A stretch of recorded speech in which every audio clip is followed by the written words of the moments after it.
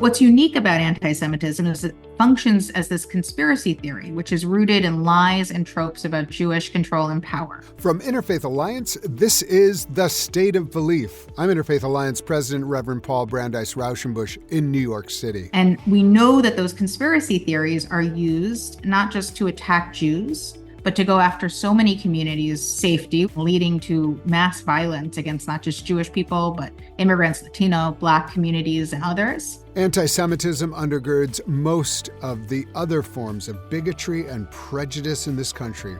We've heard that message from several high-profile guests on this show in just the past weeks. You could call it a coalition of hate, and it calls for a sustained and coordinated response. On this week's show, you'll meet the CEO of a prominent coalition-building organization called the Jewish Council for Public Affairs, Amy Spitalnick. She and her team are building a new strategic approach to community relations, one that recognizes how deeply interconnected Jewish safety is with the safety of all communities and the future of our inclusive democracy. As we keep growing our library of extraordinary interviews, I want to make sure you're subscribed to the State of Belief podcast. Please visit stateofbelief.com/subscribe. You'll hear this episode in full, as well as recent interviews with Dr. Jamar Tisby, Rabbi Sharon Brous, Rob Reiner, Dr. Anthea Butler, John Pavlovitz, Bishop William Barber, and many others. It would really help us to have you subscribe, rate, and tell people you're close to about all that you're hearing. The State of Belief is made possible in great part by the generous support of our listeners.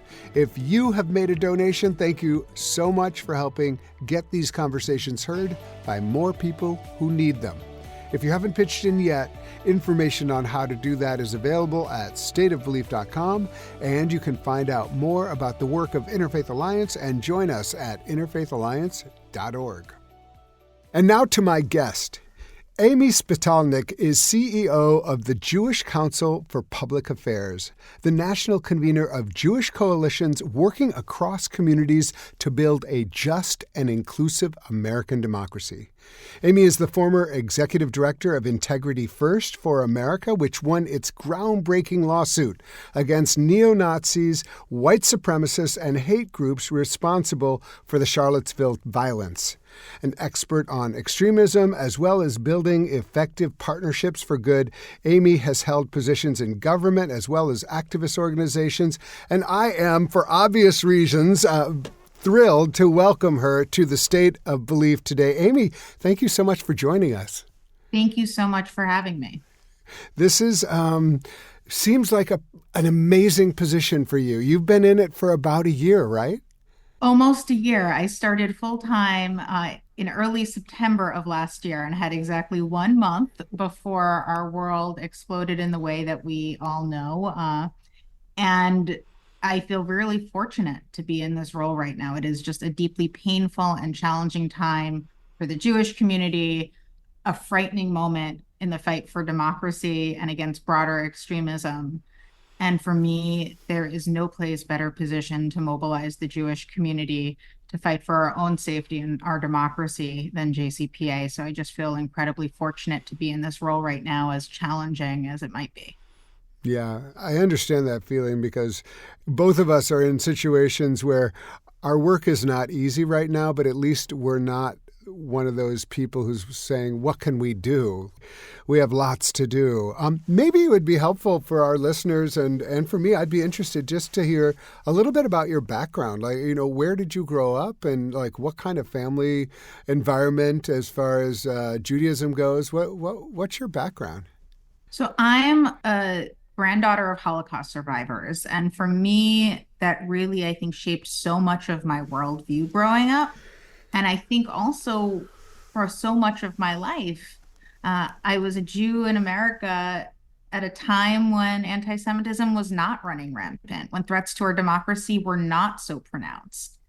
And to now, at this point in my life, sort of see how that shifted has also really shaped a lot of who I am. I grew up in New York, just outside the city. As I mentioned, my grandparents, my mom's parents survived the Holocaust and came here to New York in hopes of a better life for their family. And they found it. They were, my grandfather was a cab driver, among many other roles he had. My grandmother was a seamstress. They raised my mom, who became a New York City public school teacher, as was my dad, daughter of two now retired New York City public school teachers. And so much of that really shaped my worldview. I think my desire to be in public service in the broad sense of the word, spent a good amount of my career in New York government and politics because I believe that so much of this work, protecting communities, protecting our democracy, protecting fundamental rights, um, is happening on the state and local levels around the country. And so that included roles in New York City Hall, in the mayor's office, as well as in the New York Attorney General's office, where I was fortunate to lead communications and policy during the Trump administration, at a time when we saw state attorneys general really being on the front lines of the fight to protect our communities, from combating the Muslim ban in all three of its iterations, to protecting immigrants and the rollback of DACA, to environmental rollbacks, to the rise in hate crimes that we saw spike in late 2016 after that election. And so that work was really much like JCPA feels right now, right place at the right time, a place where we knew state AGs, and in particular the New York Attorney General's office, could have an outsized impact in the fight to protect communities' rights. I was so fortunate and heartened to be a part of that team at such a crucial moment. And I think it really shaped how I understand the rise of anti-democratic extremism, of hate crimes, and of the threats to our community. So much of what really came to the fore in August of 2017 during the violence in Charlottesville.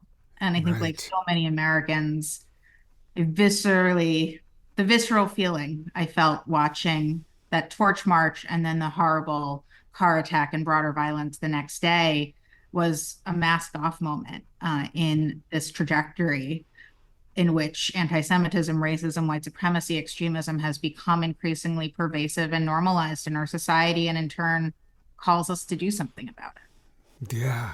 Well, first of all, let me say, as someone who has two kids in New York City public schools, thank your parents for their great contribution. I am so grateful for the public schools in New York City. We're fortunate to have, be in a wonderful school. It's an amazing service, and the teachers are incredible. Just hearing you talk about Charlottesville, that was a moment for me where when they were saying Jews will not replace us, Jews will not replace us. And I was like, what are they talking about? And this goes way back, this idea of the great replacement theory and all of this stuff. And I'm embarrassed to say, like, how could I have been so ignorant? But I think many of us were skating along the surface and not realizing what was happening underneath this idea, this anti-Semitism that is kind of melded with white supremacy and also, anti-Black racism and all kinds of like things.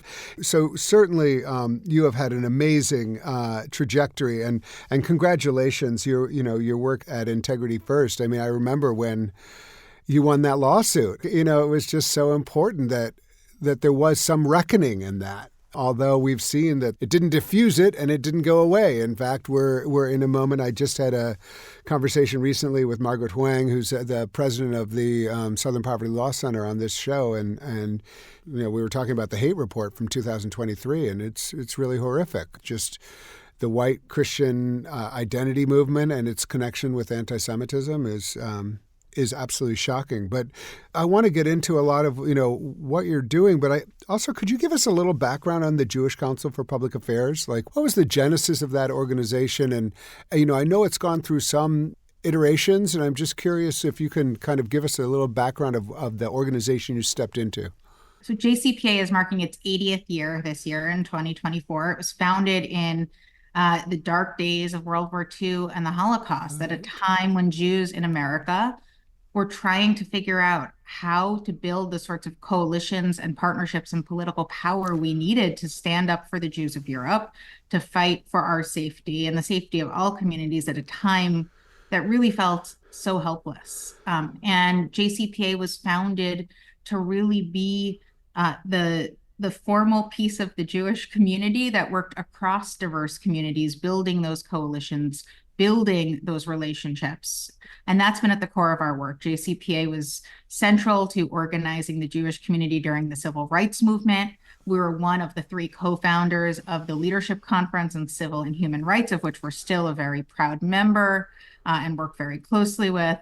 And throughout our history have really been at the forefront, particularly working with Jewish community relations councils across the country, of which there are 125, focused on this question of community relations, of bridge building, of coalition building, of how do we protect the sort of inclusive democracy that we know is inherent to Jewish safety and the safety of all communities.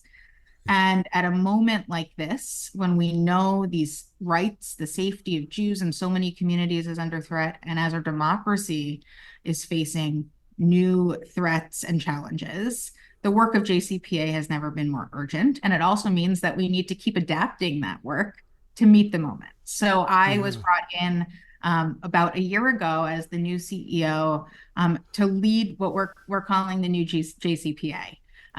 We intentionally restructured some of our work to make it more nimble, more responsive to the moment that we're in. And this is taking a few different forms, including these new action networks that we just launched this spring, focused on protecting and advancing our democracy and countering anti-Semitism and all forms of hate, recognizing that Jewish safety is inextricably linked with the safety of each and every community in this country and with inclusive, pluralistic democracy. And so mobilizing national Jewish organizations and our non-Jewish allies and interfaith partners, along with our local Jewish communities through the JCRCs, synagogues, and others, we're mobilizing together for the policies on the federal, state, and local levels, the advocacy, the coalition building, the programming and public engagement that we need to advance not just this narrative, not just understanding of how inextricably linked all of our safety and futures are, but also the actual policies and concrete actions that will protect our democracy and keep our community safe at this really dire moment. Yeah, I mean, I'm very excited by all that you've been doing, and my team, at Interfaith Alliance is just like we've been, showing up at some of the public ability when we've been able to, and just everybody reported back saying this is just a great moment. It's super exciting. So congratulations. I know it's an incredible amount of work, especially with what I think we would call a legacy organization to like move it in this moment. But also, I think we are really in a moment, and I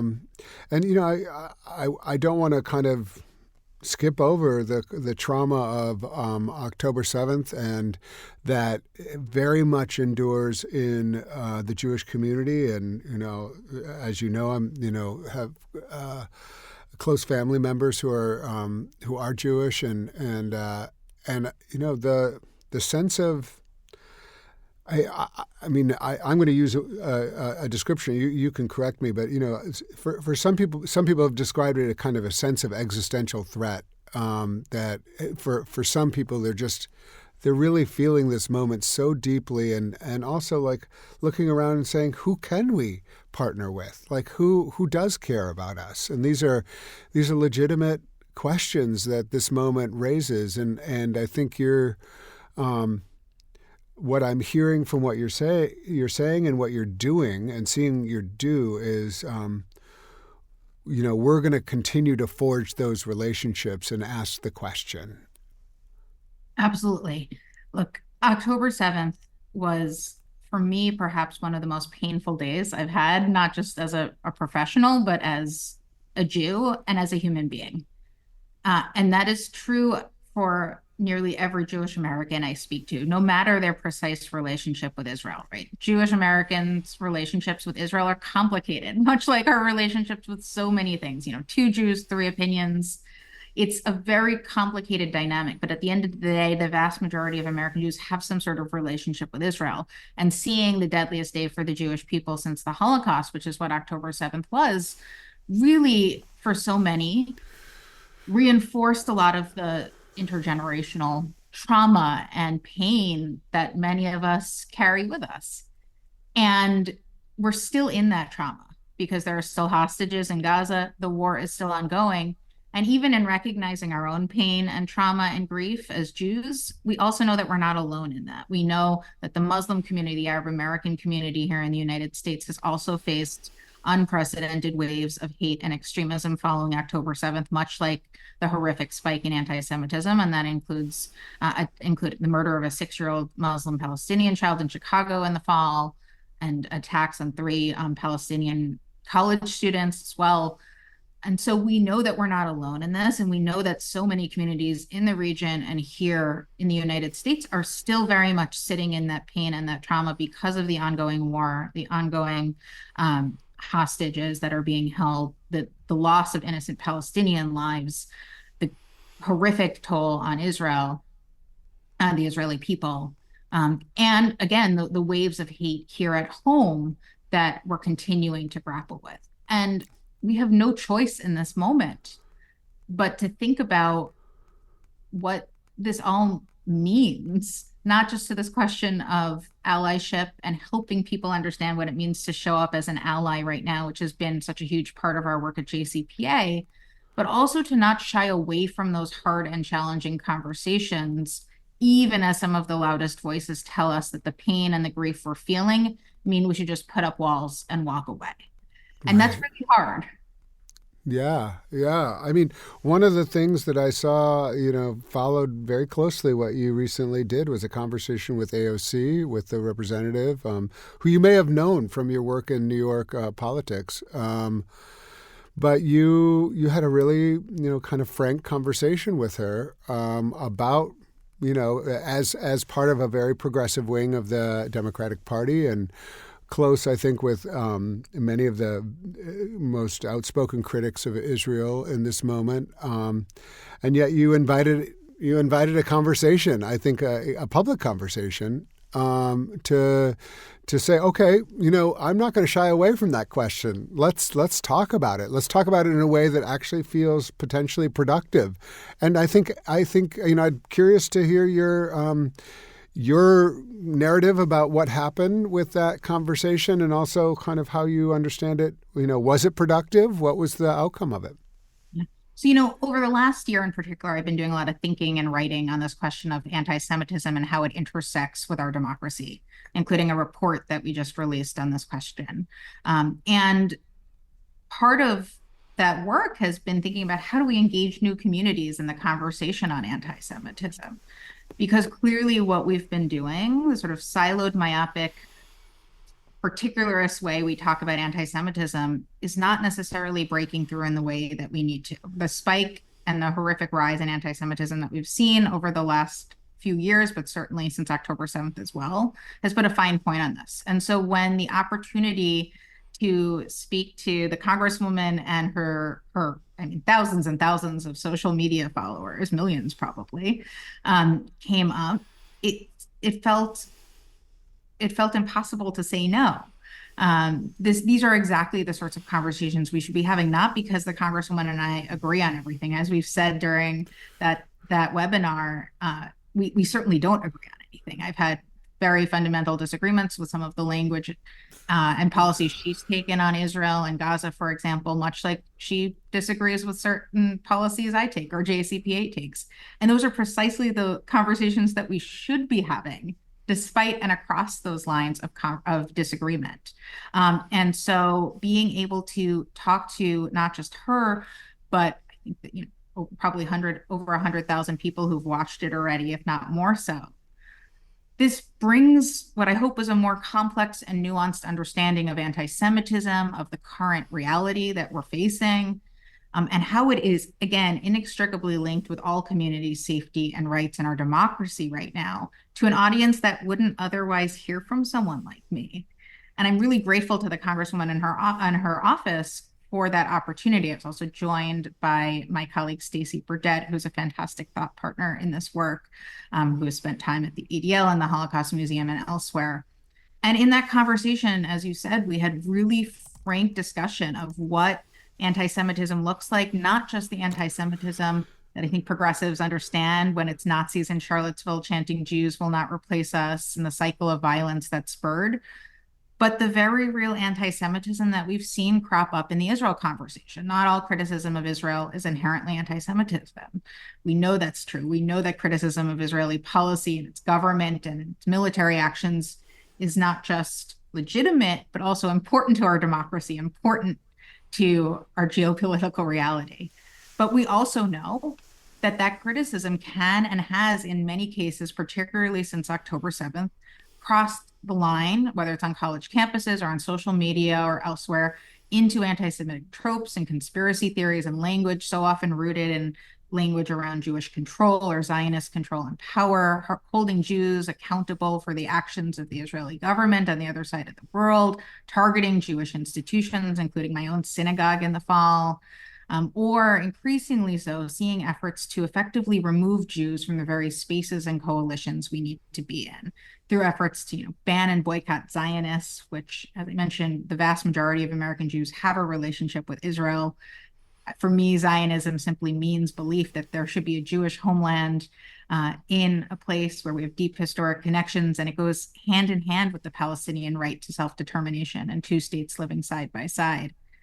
And when we say ban and boycott Zionists, it effectively means to me and to so many American Jews who believe in Israel and its right to exist, even if we don't agree with the Israeli government and everything, ban and boycott the vast majority of American Jews, and helping progressives, helping others engaging in this conversation understand how that translates and opens the door to real world anti-Semitism is so crucial right now. Because again, when our coalitions are being fractured in this way, when the loudest voices in all directions are trying to pull Jews apart from the very pro-democracy, anti-hate spaces we need to be in right now, it is only going to make each and every one of us unsafe. And so the conversation with the Congresswoman, I think, was a really frank, important unpacking of a lot of these issues. I was heartened by some of her comments on that webinar, talking about the fact that there, yes, is in fact very real anti-Semitism that can manifest in the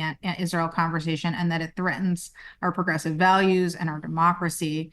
And similarly, the following day, when we saw a horrific anti-Semitic protest outside the Nova Memorial exhibit in New York City, her really clear tweet condemning that, which I think in turn helped create some permission for other key progressive leaders to say the same.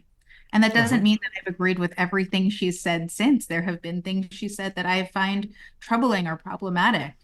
But it also means that by leaning into these hard conversations and having those frank discussions where we are talking constructively and respectfully, but frankly, we can actually begin to move the needle in a way that makes all of us safer. Yeah. Were there things that she said that maybe you hadn't heard before from the other side? I mean, I'm not, that may or may not be true, because I know you have you're listening for ways to partner and listening to find, for opportunities to be in solidarity with other communities. But I'm just wondering if there was if there was a moment where you're like, okay, thank you for saying that. I hadn't thought about that before. Yeah. Well, I'll say two things. One, the Congresswoman's very frank condemnation of how anti-Semitism can exist in the Israel conversation, and how that is a threat to the fight for peace that everyone is hypothetically working towards, and to the progressive and democratic values. And I have not heard it said so explicitly and clearly from someone who is such a high profile, very clearly unequivocal progressive leader. And that's important. And similarly, she talked about some of the own struggles she's facing as a woman of color who has so often been accused of anti-Semitism, and how we can actually make sure that in talking about anti-Semitism, we are not inadvertently or intentionally weaponizing it in a way, but rather calling people in instead of calling them out where possible, helping anyone from members of Congress to our neighbors understand why certain things they say might be harmful or painful, helping people understand where that line is between criticism of Israeli policy, of the Israeli government, and anti-Semitism, and how some of these conspiratorial tropes and language manifest. And also recognizing that sometimes we do see, particularly women of color, disproportionately targeted by some of these accusations in a way that others who are either normalizing anti-Semitism intentionally or not are not. And so understanding that and hearing people who want to show up, who want to have these hard conversations, who want to engage when they see that feels really important. Yeah, really, really important. Up next, much more with Amy Spitalnick from Jewish Council for Public Affairs. You can hear full episodes of The State of Belief anytime on our website at stateofbelief.com. You'll find links to topics we discussed this week, as well as transcripts and more. And make sure you subscribe at stateofbelief.com/subscribe. You're listening to The State of Belief, where religion and democracy meet.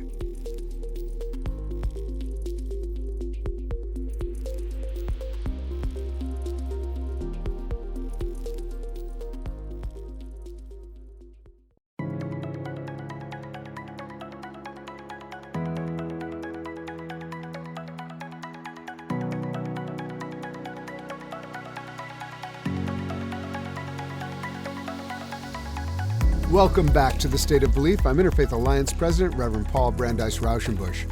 My guest is Amy Spitalnick, who leads the Jewish Council for Public Affairs. You mentioned a white paper that you put out around anti-Semitism. Where can people find that if they're looking for? Is there a URL? And what was the name of the paper?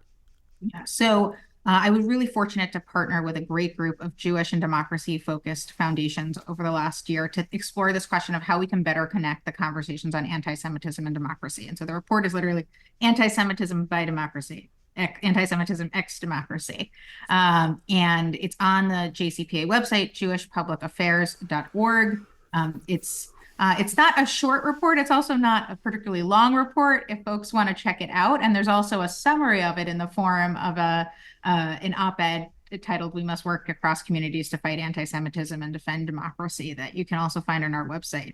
And the idea here is multifold. First of all, I think that we still need to do a much better job in the public conversation of helping people understand what anti-Semitism is and how it serves as this threat to democracy. We know that anti-Semitism functions as this form of religious, racial, or ethnic prejudice, like so many other forms of hating Jews because of who we are or what we look like or how we practice our religion or simply because we're Jews. But what's unique about anti-Semitism is it functions as this conspiracy theory, which is rooted in lies and tropes about Jewish control and power. And we know that those conspiracy theories are used not just to attack Jews, but to go after so many communities' safety. We saw this, for example, in the cycle of violence from Charlottesville to Pittsburgh to Poway to El Paso to Buffalo, all fueled by anti-Semitic conspiracy theories and leading to mass violence against not just Jewish people, but immigrants, Latino, Black communities, and others. And so too, as our democratic norms and values erode, we know it only allows anti-Semitism to continue to flourish because it creates the environment for these conspiracy theories, these tropes to thrive. And so we're in this constant feedback loop in which as anti-Semitism is normalized through the form of these conspiracy theories, whether the Great Replacement, whether some of these conspiracy theories related to Jewish or Zionist control and power that we've talked about, or other forms like QAnon. As that's normalized, all communities are ultimately made unsafe, including increasingly in a violent way. And our democracy is threatened in a very real way as we see these conspiracy theories fuel dehumanizing policies targeting voting rights, immigrant communities, the LGBTQ community, reproductive rights, and so much more. And so too are Jews made unsafe, not just because we know that the erosion of democracy creates the conditions for anti-Semitism to further flourish, but also Jews have historically been safest in inclusive, pluralistic democracies where all people are safe. And that has been true here in the United States. It's what brought my grandparents here after surviving the Holocaust. It's why my parents' generation and me until this moment have felt like this is the place where, as a Jewish person, it was the safest place for us to be. And Mm-hmm. so we need to be clear-eyed about the feedback, the ways in which anti-Semitism and democracy are inextricably linked. And the goal of this report is not just to better understand that connection and through message research and other public affairs work that we did as part of the report and we're now building out at JCPA, better tell that story, but also think about in terms of our landscape, in terms of the infrastructure of the Jewish community, the democracy space, what more can we be doing to Mm. break out of the silos that we so often treat this conversation, empower messengers to better tell this story, not just within the Jewish community or the interfaith community, but across the diverse communities that are engaged in this work and need to understand why the fight for Jewish safety is the fight for democracy and all community safety, and the fight for all community safety and our democracy is the fight for Jewish safety. I love that. What are some of the I mean, does JCPA have issue areas that you work on? I mean, obviously, anti-Semitism and the Jewish people is first and foremost. But you've kind of really underscored the point that expands into a lot of different areas of concern. And I'm just wondering, like, do you have like 5 areas that you particularly are working on? It's hard to.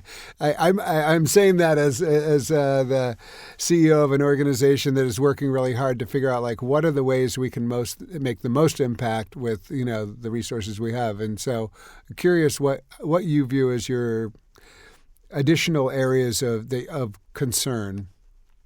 So, the world's on fire right now. So I think much like you, I'm feeling like we need to be doing everything everywhere all the time. And also it's not going to be effective to do that. So similarly, we have been trying to really sharpen where we can have the greatest impact, not just because we know what's most at stake right now when it comes to rising hate and anti-democratic extremism, but also carving out our lane within the Jewish communal infrastructure. We have a number of amazing organizations that do incredible work on a variety of issues, but there really is a vacuum in the Jewish community when it comes to advancing and protecting our democracy at this crucial moment and telling the story of the deeply interconnected nature of hate. And so I would say those are the 2 places where we're really leaning in through these action networks that we launched this spring. On the protecting democracy front, this includes a few pieces. And I think it's so important to understand that, when we think about policies to combat anti-Semitism and broader hate, democracy policies are those policies too, for the very reasons we've been talking about. And so that's everything from voting and civil rights, bills like the John Lewis Voting Rights Advancement Act on the federal level, state level voting rights acts. We've seen so much of this play out in the courts, of course, in a variety of ways. It's election protection and civic engagement at a time when we've seen the very fundamentals of our elections be called into question through election denialism and the conspiracy theories behind it, and making sure that Jews and all people are able to turn out in an educated and effective way at the polls. It's understanding how this is playing out in our schools through book bans and curriculum challenges. We've seen over the last few years an exponential increase in direct attacks on what students are learning, from white supremacy and slavery and racism to LGBTQ rights and the LGBTQ community. And even in certain places, this actually having direct impacts on Holocaust education. It's Right. a perfect microcosm of how inextricably linked this extremism is. And whether they're book and curriculum bans in red states where we have seen this exponential increase, or in other states like California, working with our partners to both support and advance ethnic studies curriculums and also make sure that they are actually inclusive of the Jewish community, of the Jewish experience, which has been lacking in certain places. And so there's a lot that we can be doing in that regard. And more broadly, countering disinformation and extremism. Right? The ways in which, particularly in the last few years, Charlottesville was a perfect example of this, where the violence was planned almost entirely on social media. And we've seen it in the cycle of extremism since, and in the post-October 7th rise in hate, which has been in so many ways driven by social media and online bigotry. We know that the fight against disinformation and online extremism is at the core of how we more broadly protect our democracy and our communities. And yet We are not teaching media and digital literacy in many of our schools, or frankly to adults who need it just as much as our kids. We are not helping people understand how to engage smartly in social media. We did a webinar in the fall with our friends at the Center for Countering Digital Hate, just simply intended to empower all people to engage more constructively online, to not inadvertently amplify the most extreme voices, the trolls who thrive on pitting our communities against each other right now. I'm on the board of a great organization called Peril, the Polarization and Extremism Research and Innovation Lab at American University, that's doing really crucial research on how we inoculate against hate online. And they're, along with PEN America and other partners, a core part of our steering committees for the Protecting Democracy Action Network. And so, again, these democracy policies are policies that keep Jews and all communities safer, and we need to understand them that way. And then and the parallel action network is our Countering Hate and Bigotry Action Network, where we're not just mobilizing to counter anti-Semitism, but more broadly mobilizing to protect the rights of all communities, whether it's LGBTQ rights and safety, as we've seen a exponential increase in attacks on the trans community and drag community, and so many other ways to effectively dehumanize and attack the LGBTQ community, advancing racial justice and countering white supremacy, protecting immigrant communities and rights on a variety of levels, whether it's protecting asylum seekers and others, and more, speaking out and countering Islamophobia and anti-Arab hate, including mobilizing over 160 Jewish groups in the fall to unequivocally reject Islamophobia and anti-Arab hate in the wake of October 7th.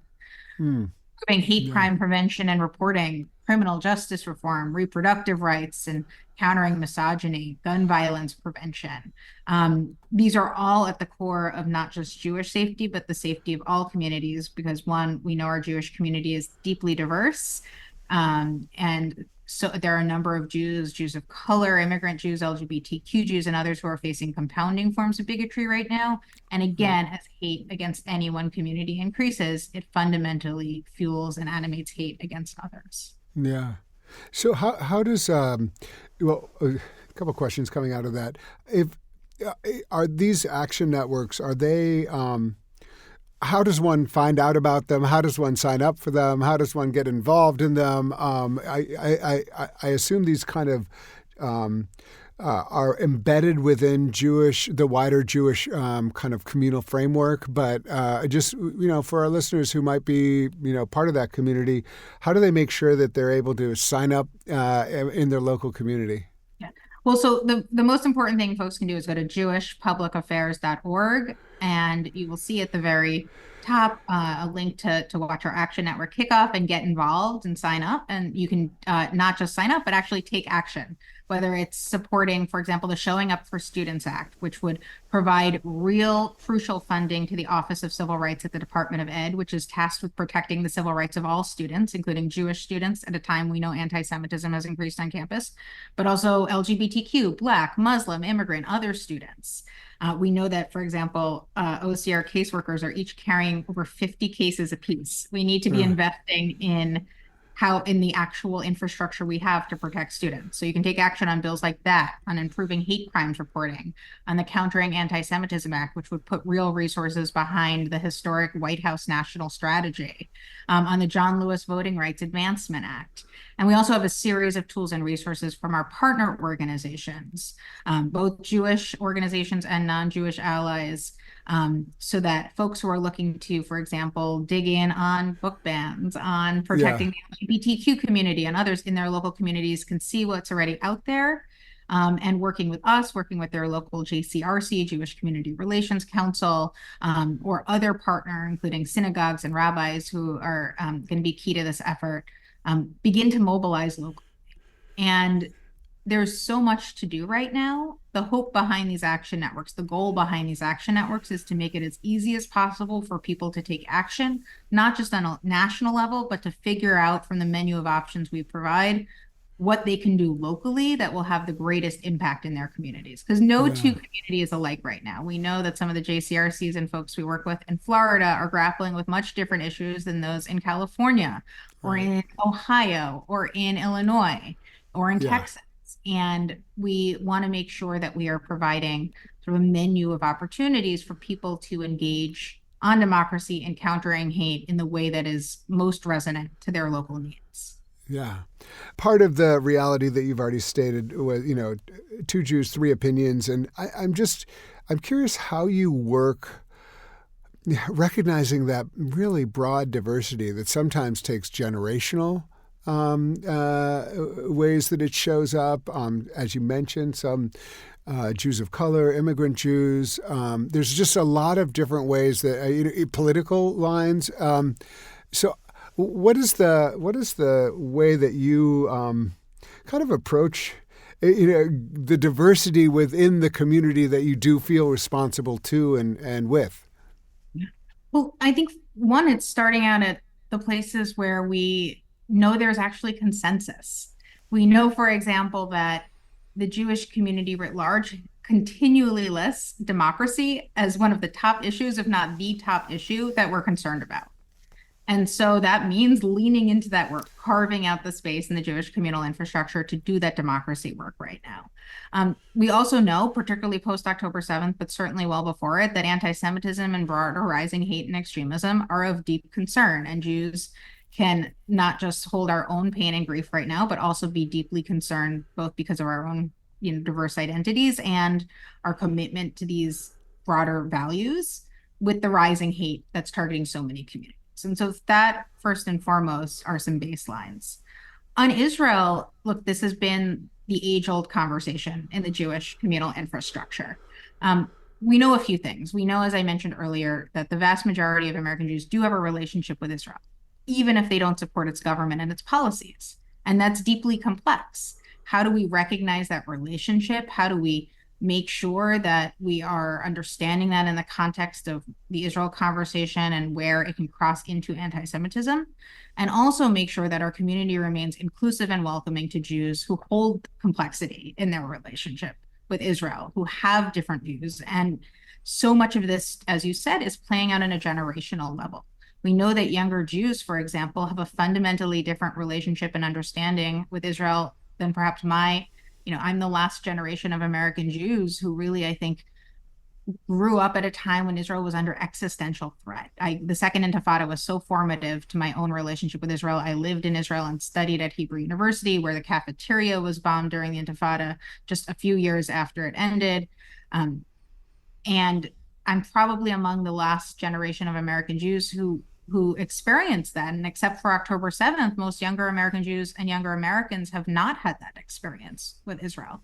They've only known an Israel in which, frankly, Bibi Netanyahu has been prime minister. And that shapes their worldview, their understanding of Israel, the threats it faces, and their feelings about its government and its policies. And we need to be clear-eyed about that. We need to create space for real complexity and hard conversations, both within the Jewish community across lines of difference, and then across diverse communities, to help people understand the Jewish community's relationship with Israel, the important role it plays in our tradition and our identity for many American Jews, but certainly not all, and how to engage on it and disagree on it in a way that is helpful and constructive and not harmful. And that is really where we, I think, at JCPA can play a crucial role, because that conversation is having such direct and dire impacts on our ability to work here at home, mobilizing our own community, but again, building the coalitions we need to advance democracy, to protect all communities at this moment.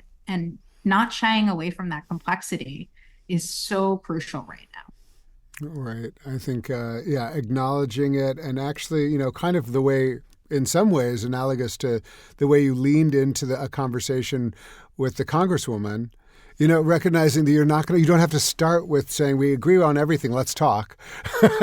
Instead recognize, okay, we're going to not agree on some things and let's talk. And I think it's a brave and difficult stance. I am curious, who are some of the people in the landscape, either Jewish or non-Jewish, who are who you would love for our listeners to go, hey, pay attention to this person. They're saying something really interesting that maybe you haven't heard it before. Because I think we tend to be in our own media silos and who our friends and family send us stuff. And sometimes we miss. There's a lot of inspiring and important thinkers and doers out there, and I'd love for you to, have this opportunity to kind of lift up some of the folks that you've met over the last year of your work at JCPA, but also in previous iterations of your leadership. Who are some people that it would be great for our listeners to know about?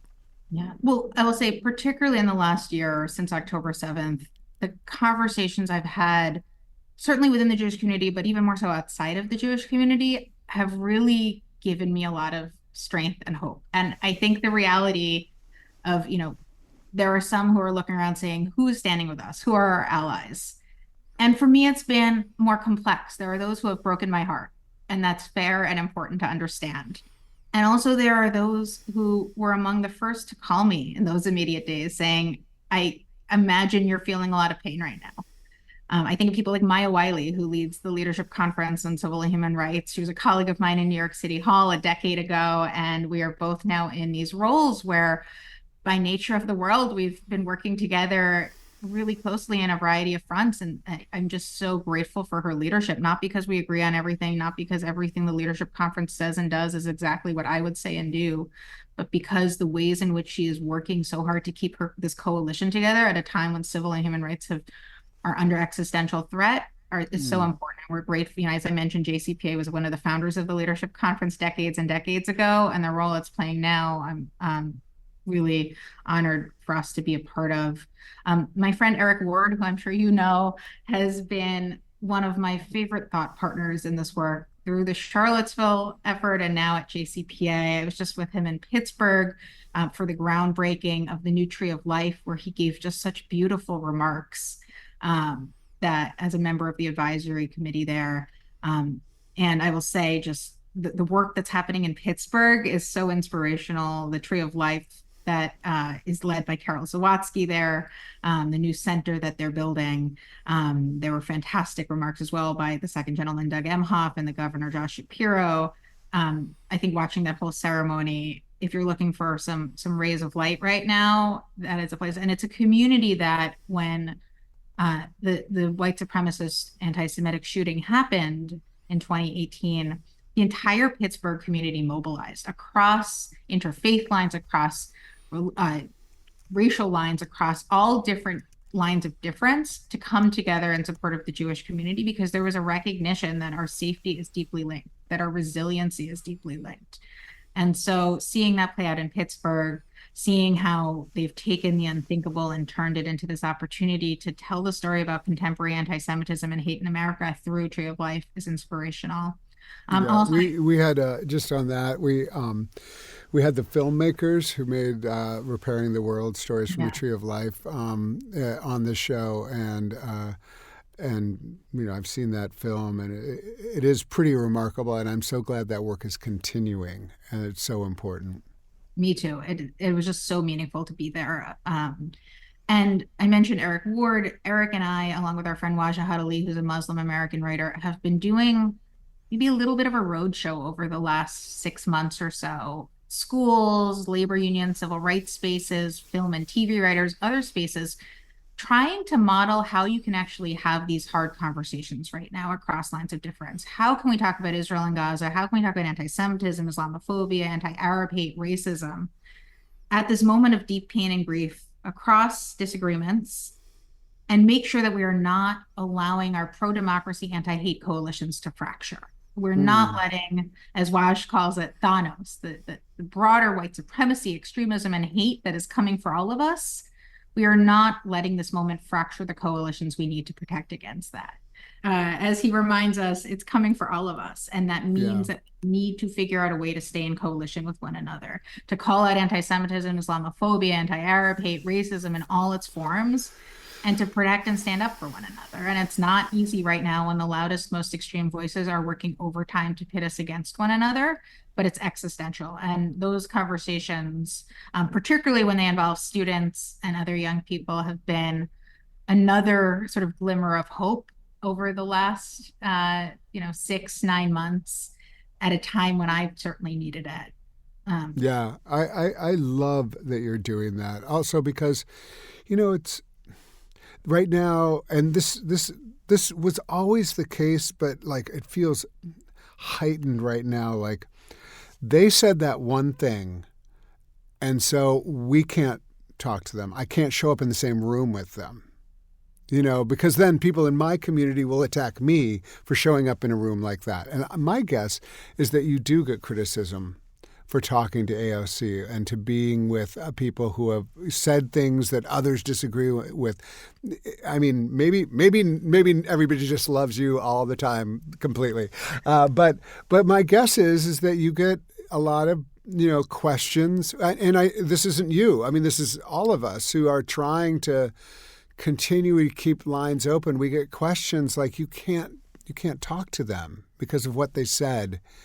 And it's very hard to figure out, like, I think what you're doing is really brave and completely the way forward. And so I'm just so grateful that you can. But I am curious, like, as much as you can, like, the personal toll also of like being in the spotlight, trying to do something hard and getting criticism sometimes from the people who are closest to you. Yeah. Well, look, I think if any of us who do this work weren't getting criticism, we wouldn't be doing the right thing. And for me, that tells me that we are doing the right thing, right? I think about the AOC event. There were certainly some who criticized me within the Jewish community. I would say I was also heartened that the vast majority of Jewish leaders and others really appreciated the event, including some amazing rabbis, Elliot Cosgrove and my own Rachel Timoner, who gave sermons on it. And that was incredibly heartening. And I know similarly, AOC got a ton of criticism from the left for platforming, quote, a Zionist.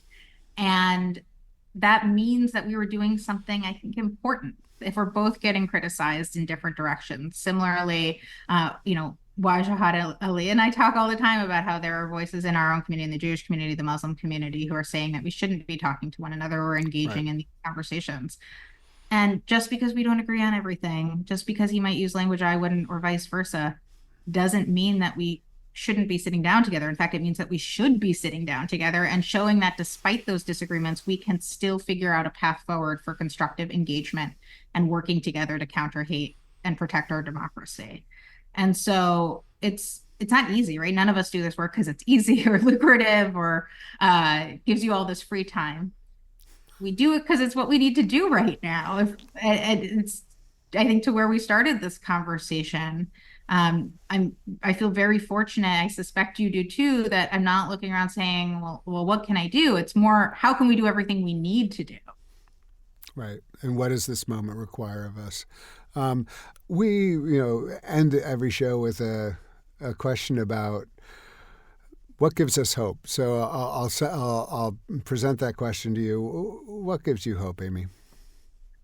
What gives me hope are the people I've gotten to be in conversation with over the last year, who are willing to have those hard discussions, who are willing to say our safety is linked with one another, our futures are bound together, and we are going to figure out a path forward, however hard it is, so that the loudest, most extreme voices don't succeed in pitting us against one another. And whether they are the interfaith leaders, the civil rights and human rights leaders, partners within the Jewish community, elected officials, and others, it's those who are willing to have those hard conversations and to not shy away from those disagreements in pursuit of the pro-democracy, anti-hate coalitions we need right now, that are giving me hope. And particularly at this moment when it feels like there is so much darkness and so much pain, the more we can lean into that, the more hope I find and the more optimistic I become for our future.